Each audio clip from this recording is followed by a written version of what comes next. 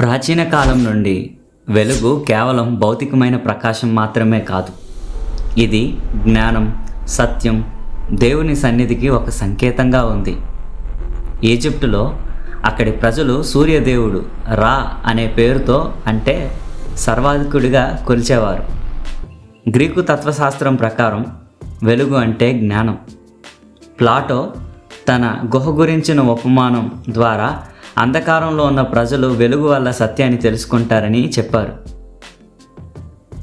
హిందూ మరియు బౌద్ధ మతాలలో వెలుగు అంటే మోక్షం లేదా జ్ఞానోదయం అని వివరిస్తున్నారు.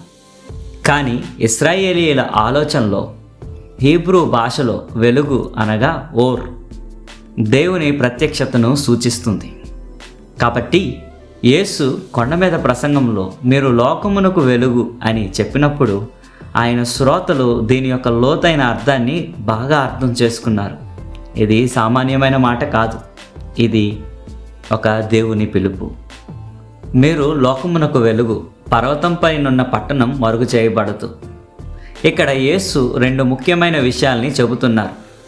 ఒకటి కొత్త గుర్తింపు మరియు కొత్త బాధ్యత. కొత్త గుర్తింపు. ఇశ్రాయేలు ప్రజలు దేవుని వెలుగుగా పిలువబడ్డారు. యెషయా గ్రంథం 42వ అధ్యాయం 6వ వచనం. కానీ ఇప్పుడు యేసు శిష్యులకు ఈ బాధ్యతను అప్పగిస్తున్నారు. పర్వతంపై పట్టణం. యూదులకు యెరూషలేం పట్టణం లోకానికి వెలుగుగా పరిగణించబడేది. కానీ యేసు ఈ హోదాను తన అనుచరులకు అప్పగించారు. మీ వెలుగు ప్రకాశించనివ్వండి. వెలుగు ఇతరులకు దారి చూపుతుంది, అది దాచడం కోసం కాదు. కాబట్టి నేటి కాలంలో నీవు లోకమునకు వెలుగుగా ఎలా ఉండగలవు? చీకటిని తిరస్కరించండి. అబద్ధం, పాపం మరియు అయోమయం నుండి దూరంగా ఉండాలి. ఇతరులకు మార్గదర్శకం కాగలిగేలా ఉండండి. మీ జీవితం ద్వారా క్రీస్తును చూపండి. దాచుకోకండి, వెలుగును ప్రకాశించనివ్వండి. మీ విశ్వాసం గోప్యంగా కాకుండా బహిరంగంగా ఉండాలి. దేవునికి మహిమ కలిగించండి. మీ మంచి క్రియలు వ్యక్తిగతంగా కాకుండా దేవుని వైపు చూపించాలి. సూర్యుడు ప్రకాశించడానికి ప్రయత్నించాల్సిన అవసరం లేదు, అది తన సహజ లక్షణం.